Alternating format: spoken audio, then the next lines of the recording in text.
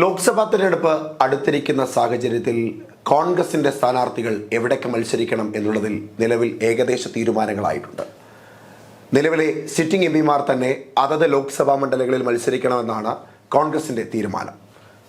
പക്ഷേ നിലവിലത്തെ സാഹചര്യത്തിൽ തീരുമാനമാകാത്ത പ്രധാനപ്പെട്ട 3 ലോക്സഭാ മണ്ഡലങ്ങളുണ്ട്. ഒന്ന് കണ്ണൂർ, മറ്റൊന്ന് വയനാട്, പിന്നീട് ആലപ്പുഴ. ഈ 3 ലോക്സഭാ മണ്ഡലങ്ങളിൽ ആലപ്പുഴയിൽ മാത്രമാണ് ഇടതുപക്ഷ സ്ഥാനാർത്ഥിയായ എം ആരിഫ് വിജയിച്ചു വന്നത്. ബാക്കി എല്ലായിടങ്ങളിലും UDF സ്ഥാനാർത്ഥികളായിരുന്നു വിജയിച്ചു വന്നത്. അതുകൊണ്ട് തന്നെ ഇക്കുറി 20 ലോക്സഭാ മണ്ഡലങ്ങളും നേടുക എന്ന ഉദ്ദേശ ലക്ഷ്യത്തോടുകൂടി ആലപ്പുഴയിൽ അത്രമേൽ ശക്തനായ ഒരു സ്ഥാനാർത്ഥിയെ തന്നെ മത്സരിപ്പിക്കണം എന്ന തീരുമാനത്തിലാണ് UDF ഉള്ളത്. അതുകൊണ്ടാണ് AICC ജനറൽ സെക്രട്ടറിയായ KC വേണുഗോപാലിനെ ആലപ്പുഴയിൽ മത്സരിപ്പിക്കണം എന്ന ഒരു തീരുമാനം കേരളത്തിലെ കോൺഗ്രസ്സുകാർ കേന്ദ്രത്തെ അറിയിച്ചത്. പക്ഷേ KC വേണുഗോപാൽ നിലവിലുള്ളത് രാജസ്ഥാനിലെ രാജ്യസഭാ അംഗമായിട്ടാണ്. അദ്ദേഹം രാജസ്ഥാനിലെ രാജ്യസഭാ അംഗത്വം വേണ്ട എന്ന് കരുതി ആലപ്പുഴയിൽ മത്സരിച്ചാൽ പിന്നീട് കോൺഗ്രസിന് രാജ്യസഭാ അംഗമായി രാജസ്ഥാനിൽ നിലകൊള്ളുവാൻ സാധിക്കില്ല എന്ന ഉറച്ച ബോധ്യത്തിന്റെ പുറത്ത് KC വേണുഗോപാൽ തന്നെ രാജസ്ഥാനെ പ്രതിനിധീകരിച്ച് രാജ്യസഭാ അംഗമായി വരണമെന്നും അദ്ദേഹം ലോക്സഭയിലേക്ക് മത്സരിക്കേണ്ട ആവശ്യമില്ല എന്നുമാണ് കേന്ദ്ര നേതൃത്വങ്ങൾ അറിയിക്കുന്നത്. അതുകൊണ്ട് തന്നെ ആലപ്പുഴയിൽ KC വേണുഗോപാൽ മത്സരിക്കുവാനുള്ള സാധ്യതയും കുറവാണ്. എന്നാൽ അത് മാത്രമല്ല, KC വേണുഗോപാൽ ആലപ്പുഴയിൽ മത്സരിക്കുന്നില്ല എന്ന തീരുമാനമെടുക്കാനുള്ള പ്രധാനപ്പെട്ട ഘടകം കഴിഞ്ഞ ലോക്സഭാ തെരഞ്ഞെടുപ്പിൽ 20ൽ 19 ഇടങ്ങളിലും വിജയിച്ചതിൽ ഏറ്റവും പ്രധാനപ്പെട്ട ഒരു ഘടകമായി നിലകൊണ്ടിരുന്നത് രാഹുൽ ഗാന്ധി എന്ന കോൺഗ്രസിന്റെ ഏറ്റവും കരുത്താർന്ന മുഖം വയനാട്ടിൽ മത്സരിച്ചത് കൊണ്ടാണ്. രാഹുൽ ഗാന്ധി വയനാട്ടിൽ മത്സരിച്ചതിന്റെ പശ്ചാത്തലത്തിൽ 20ൽ 19 ഇടത്തും UDF വിജയിച്ചു വന്നു. ഇക്കുറി വയനാട്ടിൽ തന്നെ വീണ്ടും രാഹുൽ ഗാന്ധി മത്സരിക്കുവാൻ സാധ്യതയുണ്ട് എന്നാണ് അറിയുവാൻ സാധിക്കുന്നത്. ആദ്യഘട്ടത്തിൽ സഖ്യകക്ഷിയുടെ ഭാഗമായി നിൽക്കുന്ന ഇടതുപക്ഷത്തിന് ഇന്ത്യ സഖ്യത്തിൽ വലിയ വിള്ളലുണ്ടാക്കുവാൻ സാധ്യതയേറെയാണ് രാഹുൽ ഗാന്ധിയുടെ സ്ഥാനാർത്ഥിത്വം. അദ്ദേഹം വയനാട്ടിൽ ഇടതുപക്ഷത്തിനെതിരായി മത്സരിച്ചാൽ അത് ദേശീയ തലത്തിലുള്ള ഇന്ത്യ സഖ്യത്തിൽ വലിയ വിള്ളൽ വീഴുവാനുള്ള സാധ്യതയുണ്ട്. അതുകൊണ്ട് അദ്ദേഹം അവിടെ മത്സരിക്കുവാൻ പാടില്ല. BJPക്കെതിരായി ഒരു പാളയത്തിൽ തന്നെ മത്സരിക്കണമെന്ന് ശക്തമായ ഒരു ആവശ്യം അവിടെ ഉന്നയിക്കപ്പെട്ടിരുന്നു. ആ സാഹചര്യത്തിലാണ് AICC അദ്ദേഹത്തോട് വിജയസാധ്യതയുള്ള ഒരു മണ്ഡലം താങ്കൾ തിരഞ്ഞെടുക്കണമെന്നും രാഹുൽ ഗാന്ധിക്ക് ഇഷ്ടപ്പെട്ട ഒരു ലോക്സഭാ മണ്ഡലത്തിൽ വിജയസാധ്യതയുള്ള ഒരു ലോക്സഭാ മണ്ഡലത്തിൽ മത്സരിക്കുവാൻ അദ്ദേഹത്തിന് അനുമതി നൽകുകയും ചെയ്തത്.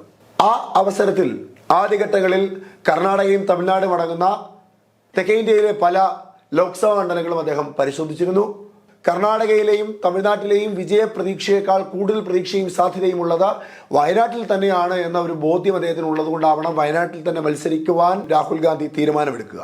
എന്നാൽ അങ്ങനെയല്ല. ഉത്തർപ്രദേശിലെ റായ്ബറേലിയിൽ സഖ്യമില്ലാതെ തന്നെ കോൺഗ്രസ് അധികാരത്തിൽ എത്തിയിരുന്നതാണ്. അതുകൊണ്ട് ഇത്തവണ സഖ്യം കൂടി ആയതുകൊണ്ട് തീർച്ചയായും രാഹുൽ ഗാന്ധി അധികാരത്തിൽ വരും.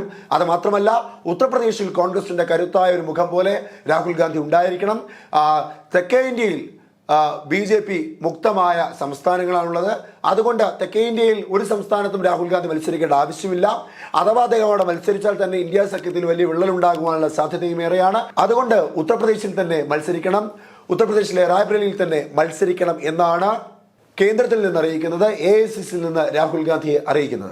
ഈ സാഹചര്യം നിലനിൽക്കുകയും രാഹുൽ ഗാന്ധിക്ക് താല്പര്യം വയനാട്ടിൽ തന്നെയാണ് എന്നാണ് അറിയുവാൻ സാധിച്ചത്. അത്തരത്തിൽ രാഹുൽ ഗാന്ധി വയനാട്ടിൽ മത്സരിക്കുകയാണെങ്കിൽ അദ്ദേഹത്തിന് സർവ്വ പിന്തുണയും നൽകി എല്ലാ കാലത്തും കൂടെ ഉള്ളതുപോലെ തന്നെ KC വേണുഗോപാൽ ആലപ്പുഴയിൽ മത്സരിക്കുന്നില്ല എന്നൊരു തീരുമാനമെടുത്തുകൊണ്ട് വയനാട്ടിൽ മത്സരിക്കുന്ന രാഹുൽ ഗാന്ധിക്ക് വേണ്ട പിന്തുണയും അല്ലാതെ കോൺഗ്രസിന്റെ മറ്റ് ആഭ്യന്തര കാര്യങ്ങളിൽ കൂടുതൽ ശ്രദ്ധ ചെലുത്തുകയും ചെയ്യുമെന്നാണ് നിലവിൽ ലഭിക്കുന്ന റിപ്പോർട്ട്. അങ്ങനെയാണ് എങ്കിൽ 20ൽ 19 ഇടത്തും UDFന് പോയപ്പോൾ ഒരു സീറ്റ് മാത്രം, ആലപ്പുഴ മാത്രം LDFന് അനുകൂലമായി ചിന്തിച്ച ആ ആലപ്പുഴ ലോക്സഭാ മണ്ഡലം തിരിച്ചുപിടിക്കാൻ കരുത്താർന്ന ഏത് സ്ഥാനാർത്ഥിയെ മത്സരിപ്പിക്കുവാനാണ് UDF തീരുമാനിച്ചിരിക്കുന്നത്. നിലവിലത്തെ സാഹചര്യത്തിൽ കോൺഗ്രസിന്റെ സ്ഥാനാർത്ഥികളായി നിൽക്കുന്ന സ്ഥാനാർത്ഥി പട്ടികയിൽ എവിടെയും മുസ്ലിം സ്ഥാനാർത്ഥികളില്ല. അതുകൊണ്ട് ആലപ്പുഴയിൽ ഒരു മുസ്ലിം സ്ഥാനാർത്ഥിയെ മത്സരിപ്പിക്കണമെന്നാണ് ആവശ്യം ഉന്നയിക്കുന്നതെങ്കിൽ ഒരു തവണ കൂടി ഷാനിമോൾ ഉസ്മാനെ കളത്തിലിറക്കുവാനുള്ള സാധ്യതയുണ്ട്.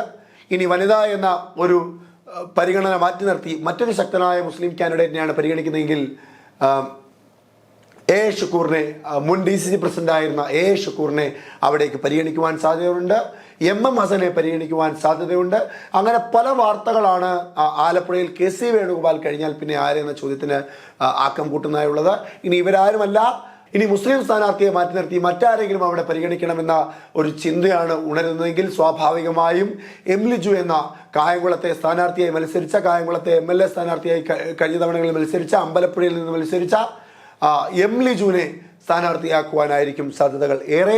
എം ലിജുവിനെയും പരിഗണിച്ചില്ലെങ്കിൽ പിന്നീട് KPCCയുടെ അധ്യക്ഷനായിരിക്കുന്ന ആലപ്പുഴയിലെ ഏറ്റവും പ്രധാനപ്പെട്ട രാഷ്ട്രീയ മുഖമായി നിൽക്കുന്ന KP ശ്രീകുമാറിനെ ആലപ്പുഴയിൽ മത്സരിപ്പിക്കുവാനും സാധ്യതകളേറെയാണ്.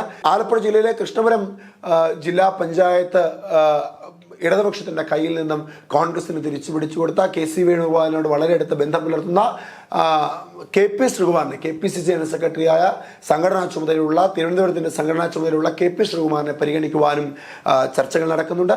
എന്തായാലും രാഹുൽ ഗാന്ധി വയനാട്ടിൽ മത്സരിക്കുന്നില്ല എങ്കിൽ ഇവിടുത്തെ ഈ പറഞ്ഞ രീതികളെല്ലാം മാറും. അല്ല, രാഹുൽ ഗാന്ധി വയനാട്ടിൽ മത്സരിക്കുകയാണ് എങ്കിൽ KC വേണുഗോപാൽ ആലപ്പുഴയിൽ മത്സരിക്കുവാനുള്ള സാധ്യത വളരെ കുറവാണ്. ഇനി കണ്ണൂരിലേക്ക് വന്നാൽ, കണ്ണൂരിൽ K സുധാകരൻ ആദ്യഘട്ടങ്ങളിൽ മത്സരിക്കുന്നില്ല എന്ന തീരുമാനമെടുക്കുന്നു.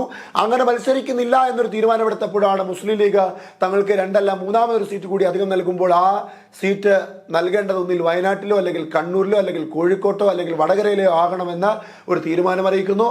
അതിൽ വയനാട്ടിൽ രാഹുൽ ഗാന്ധി മത്സരിക്കുകയാണെങ്കിൽ തങ്ങൾക്ക് ആ സീറ്റ് വേണ്ട. വടകരയിൽ K മുരളീധരൻ ആയതുകൊണ്ട് ആ സീറ്റും വേണ്ട. കാരണം മുരളീധരൻ 3-ാം സീറ്റിന് വേണ്ടി മുസ്ലിം ലീഗിനോടൊപ്പം നിന്ന ഒരു നേതാവായിരുന്നു.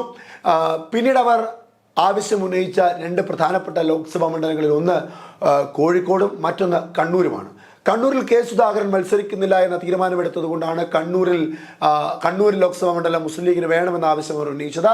അങ്ങനെ ഒരു ആവശ്യം കേട്ടപ്പോൾ തന്നെ K സുധാകരൻ താൻ മത്സരിക്കും എന്നൊരു തീരുമാനത്തിലേക്ക് എത്തുന്നു. അങ്ങനെ വീണ്ടും അദ്ദേഹം മത്സരിക്കുമെന്നൊരു തീരുമാനം എടുത്തപ്പോഴാണ് മുസ്ലിം ലീഗ് കോഴിക്കോട്ടേക്ക് തങ്ങളുടെ ലക്ഷ്യം മാറ്റി സ്ഥാപിക്കുന്നത്. കോഴിക്കോട് ലോക്സഭാ മണ്ഡലത്തിൽ മുസ്ലിം ലീഗിൽ മത്സരിക്കണമെന്നൊരു ആഗ്രഹം ഉന്നയിക്കുന്നു. പക്ഷേ കോൺഗ്രസ് ആദ്യം മുതൽ തന്നെ 3-ാം സീറ്റ് എന്ന ലീഗിന്റെ ആവശ്യത്തെ പരിഗണിക്കാതിരിക്കുകയും തള്ളിക്കളയുകയും ചെയ്യുന്നു. അങ്ങനെ ലീഗ് 2 സീറ്റിലേക്ക് ഒതുക്കപ്പെടുകയും കോൺഗ്രസ് വെച്ച് നീട്ടിയ രാജ്യസഭാ സീറ്റ് ഇരുകൈ നീട്ടി സ്വീകരിക്കുകയും ചെയ്യുന്നു. ആ സാഹചര്യത്തിൽ വീണ്ടും K സുധാകരൻ കളമാറ്റി ചവിട്ടുന്നു. കണ്ണൂരിൽ താൻ മത്സരിക്കുന്നില്ല, പകരം ജയന്തൻ എന്ന തൻ്റെ വിശ്വസ്തൻ മത്സരിക്കുമെന്നൊരു തീരുമാനത്തിലേക്ക് എത്തുന്നു. പക്ഷേ VD സതീഷനും രമേശ് ചെന്നിത്തല അടക്കമുള്ള കോൺഗ്രസിന്റെ നേതാക്കന്മാർ അതിനെ എതിർക്കുന്നു. ഒടുവിൽ അദ്ദേഹം സ്ക്രീനിംഗ് കമ്മിറ്റിയുടെ മുമ്പിൽ വെക്കുന്ന ഒരു ആവശ്യം KPCC അധ്യക്ഷനായും MP ആയും തന്നെ തുടരുവാൻ അനുവദിക്കുകയാണ് എങ്കിൽ താൻ കണ്ണൂരിൽ മത്സരിക്കാമെന്നൊരു തീരുമാനത്തിലേക്ക് K സുധാകരൻ എത്തുന്നു. ഇങ്ങനെയാണ് ഈ 3 ജില്ലകളുടെയും രാഷ്ട്രീയ നീക്കങ്ങൾ നടക്കുന്നത്. എല്ലാത്തിൻ്റെയും അടിസ്ഥാനമായി നിൽക്കുന്നത് രാഹുൽ ഗാന്ധിയുടെ തീരുമാനങ്ങളാണ്. രാഹുൽ ഗാന്ധി വയനാട്ടിൽ മത്സരിക്കുമോ ഇല്ലയോ എന്ന തീരുമാനമെടുക്കുന്നതോടുകൂടി തന്നെ ആനി രാജയ്ക്കെതിരായൊരു വലിയ പട നയിക്കുവാൻ രാഹുൽ ഗാന്ധി വയനാട്ടിൽ മത്സരിക്കുമോ ഇല്ലയോ എന്നറിയുന്നതിനെ അടിസ്ഥാനപ്പെടുത്തിക്കൊണ്ടിരിക്കും KC വേണുഗോപാൽ ആലപ്പുഴയിൽ മത്സരിക്കുമോ ഇല്ലയോ എന്ന ചിത്രം തെളിയുവാൻ. എന്തായാലും KC വേണുഗോപാലും രാഹുൽ ഗാന്ധിയും K സുധാകരനും ഒക്കെ തന്നെ അതത് സിറ്റിംഗ് MPമാർ അവിടെ അല്ലെങ്കിൽ ആലപ്പുഴയിൽ ഇടതുപക്ഷത്തെ അകറ്റി നിർത്തി KC വേണുഗോപാൽ അധികാരത്തിലെത്തണം എന്ന ആവശ്യം ഉന്നയിച്ചുകൊണ്ട് KC വേണുഗോപാൽ തന്നെ മത്സരിപ്പിക്കുന്നതിന്റെ പ്രധാനപ്പെട്ട കാരണം 20 സീറ്റുകളും നേടുക എന്നുള്ളത് തന്നെയാണ്. കഴിഞ്ഞ ലോക്സഭാ തെരഞ്ഞെടുപ്പിൽ AM ആരിഫ് 4,45,981 വോട്ടുകൾ നേടി 40.96% വോട്ടുകൾ കരസ്ഥമാക്കി. പക്ഷേ 3.41% വോട്ടിന്റെ കുറവ് CPIM-ന് ആലപ്പുഴ ലോക്സഭാ മണ്ഡലത്തിൽ 2014 അപേക്ഷിച്ച് ഉണ്ടായിട്ടുണ്ട്. കോൺഗ്രസിലേക്ക് വരുമ്പോൾ ഷാനിമോൾ ഉസ്മാനായിരുന്നു സ്ഥാനാർത്ഥിയായി മത്സരിച്ചത്. 4,35,496 വോട്ടുകൾ കരസ്ഥമാക്കി. 40.00% വോട്ടുകൾ മാത്രമാണ് നേടിയത്. 6.31% വോട്ടിന്റെ കുറവ് ഷാനിമോൾ ഉസ്മാന് അവിടെ ഉണ്ടായി. 2014 സ്ഥാനാർത്ഥിയായി വിജയിച്ച KC വേണുഗോപാൽ ആയിരിക്കും ഇക്കുറി ആലപ്പുഴയിലേക്ക് മത്സരിക്കുന്നതെങ്കിൽ 2014 അദ്ദേഹത്തിന് ലഭിച്ച വോട്ടുകളെ പറ്റി കൃത്യമായ ധാരണ ഉണ്ടാവേണ്ടതായിട്ടുണ്ട്. KC വേണുഗോപാൽ 2014 4,62,525 വോട്ടുകൾ കരസ്ഥമാക്കി. 46.31% വോട്ടുകൾ അദ്ദേഹം നേടി. 5.31% വോട്ടിന്റെ കുറവ് KC വേണുഗോപാലിന് അവിടെ ഉണ്ടാകുകയും ചെയ്തു. പക്ഷേ CB ചന്ദ്രബാബു അവിടെ 4,43,118 വോട്ടുകൾ നേടി. 44.37% വോട്ടുകൾ കരസ്ഥമാക്കി. 0.90% വോട്ടുകൾ CPIM-ന്റെ സ്ഥാനാർത്ഥിയായ CB ചന്ദ്രബാബു തന്നോടൊപ്പം ചേർത്ത് വെച്ചു. ഈ സാഹചര്യത്തിൽ ഷാനിമോൾ ഉസ്മാനേക്കാൾ ഏറ്റവും കരുത്തനായ സ്ഥാനാർത്ഥി അത് KC വേണുഗോപാലാണ്. മറ്റാരെക്കാളും കരുത്തനായ സ്ഥാനാർത്ഥി KC വേണുഗോപാലാണ്. അതുകൊണ്ട് അദ്ദേഹത്തെ മത്സരിപ്പിക്കുക തന്നെ വേണമെന്നാണ് കേരളത്തിലെ കോൺഗ്രസ്സുകാർ അറിയിക്കുന്നത്.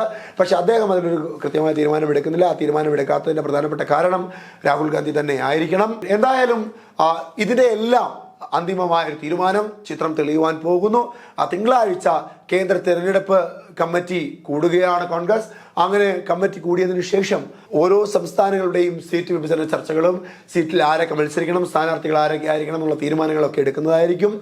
അത് തിങ്കളാഴ്ച ആരംഭിക്കുന്ന ഈ ചർച്ചയിൽ ചൊവ്വാഴ്ചയാണ് കേരളത്തെ പരിഗണിക്കുന്നത്. കേരളത്തിന്റെ സ്ഥാനാർത്ഥി പട്ടിക അടക്കമുള്ള കാര്യങ്ങൾ അന്നേ ദിവസം AICCയിൽ ചർച്ചയാകും. ആ ചർച്ചയ്ക്ക് ശേഷം തെളിയുവാൻ പോകുന്നത് കോൺഗ്രസിന്റെ സ്ഥാനാർത്ഥി പട്ടികയാണ്. ആ സ്ഥാനാർത്ഥി പട്ടികയ്ക്ക് CPIഎമ്മിന്റെ സ്ഥാനാർത്ഥി പട്ടികയെ, CPIയുടെ സ്ഥാനാർത്ഥി പട്ടികയെ ഒക്കെ മലർത്തിയടിക്കുവാൻ കഴിവും ശേഷിയും പ്രാപ്തിയും ഉണ്ടോ എന്ന് കണ്ടറിയേണ്ടതാണ്. എന്തായാലും ലോക്സഭാ തിരഞ്ഞെടുപ്പ് എടുക്കുവാൻ പോകുന്നു. കളിക്കളങ്ങൾ സ്ഥാനാർത്ഥികളാൽ നിറയുവാൻ പോകുന്നു. ഈ കളിക്കളത്തിൽ ആര് വാഴും ആര് വീഴുമെന്നറിയാൻ ഇനി ദിവസങ്ങൾ കൂടി മാത്രം ബാക്കി. നിങ്ങളുടെ അഭിപ്രായങ്ങൾ കമന്റ് ബോക്സിൽ രേഖപ്പെടുത്തുക.